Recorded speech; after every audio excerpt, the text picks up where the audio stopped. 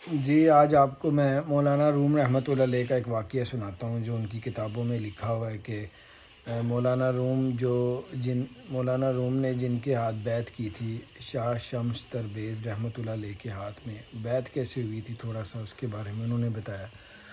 انہوں نے خود بتایا کہ میں لکھتا تھا کتابیں، اور میرے دادا پردادے کی بھی کافی کتابیں جو ہیں وہ میرے ایک روم میں موجود تھی، بلکہ آپ کتابیں لکھ رہے تھے تو ایک درویش آیا اور انہوں نے گندے کپڑے پہنے ہوئے تھے، برے حال تھے۔ تو یہی درویش بعد میں مولانا روم رحمۃ اللہ علیہ کے پیر و مرشد بن گئے تھے۔ وہ کیسے؟ جب انہوں نے اندر آئے تو پوچھا کہ آپ مولانا روم جو لکھ رہے تھے کچھ، تو اس درویش نے پوچھا اندر آ کے آپ کیا کر رہے ہیں؟ انہوں نے کہا، مولانا روم نے کہا، یہ آپ کی سمجھ سے باہر ہے جو میں کر رہا ہوں، یا جو میں نے لکھ رہا ہوں، آپ کی سمجھ سے باہر، یہ علم آپ کی سمجھ سے باہر ہے، یہ کہا انہوں نے۔ تو اسی طرح مولانا روم رحمۃ اللہ علیہ اندر چلے گئے تو اس درویش نے ساری کتابیں پکڑیں، اور ایک تالاب تھا، اسی تالاب میں، وہیں پہ تالاب تھا جہاں پہ وہ لکھتے ہوتے تھے، وہیں پہ ایک تالاب بھی تھا۔ تو انہوں نے اس درویش نے ساری کتابیں اٹھا کے تالاب میں پھینک دی۔ تو مولانا روم رحمۃ اللہ علیہ تھوڑی دیر بعد باہر یعنی کہ واپس آئے اس کمرے میں، تو آپ نے دیکھا پورا کمرہ خالی پڑا ہوا تھا۔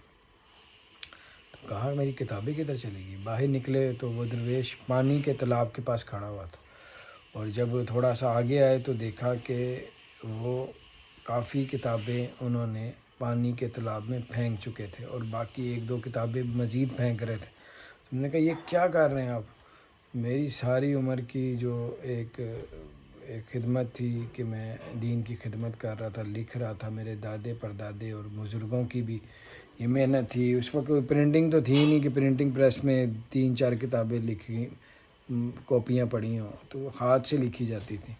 تو انہوں نے کہا، یہ تو بڑا آپ نے نقصان کر دیا، یہ کیا کیا آپ نے؟ تو انہوں نے جنہوں نے تالاب میں کتابیں پھینکی تھیں وہ پانی میں اترے، اور پھر انہوں نے کہا کہ باہر نکالی، اور نکالتے جھاڑی اس کو، تو اس میں سے مٹی باہر نکلنا شروع ہو گئی۔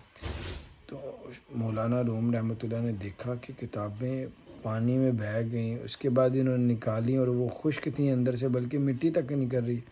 تو انہوں نے مولانا روم نے پوچھا کہ یہ کیا تھا؟ تو آپ نے جس طرح پہلے فرمایا تھا کہ آپ نے فرمایا یہ علم تیرے سے باہر ہے، یعنی کہ تیری سمجھ سے باہر ہے۔ تو جس طرح انہوں نے پوچھا تھا اس وقت جب شروع میں وہ درویش اندر آئے تو انہوں نے پوچھا، یہ آپ کیا کر رہے ہیں؟ انہوں نے کہا، یہ علم تیرے سے باہر ہے، سمجھ سے باہر ہے۔ تو اسی طرح شاہ شمس تبریز نے جب پانی سے کتابیں نکالیں تو مولانا روم نے پوچھا، یہ کیا تھا؟ بچ کیسے گئیں؟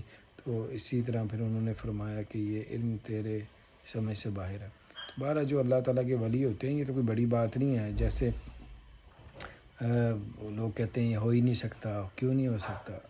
اللہ کے ولیوں کو اللہ تعالیٰ نے طاقت عطا کی ہوتی ہے۔ آپ دیکھیں نا، قرآن پاک میں واقعہ نہیں ہے حضرت سلیمان علیہ السلام کا، ملکہ بلقیس کا وہ جو ہے وہ تخت جو ہے وہ کئی ہزار کلومیٹر دور تھا، تو وہ آنکھ جھپکنے سے پہلے قرآن میں واقعہ ہے کہ وہ تخت لے آئے تھے۔ تو باہر ایسے واقعات ہوتے ہیں، اللہ تعالیٰ جب چاہتا ہے تو اللہ خود ہی کروا دیتا اپنے ولیوں سے ایسی کرامات۔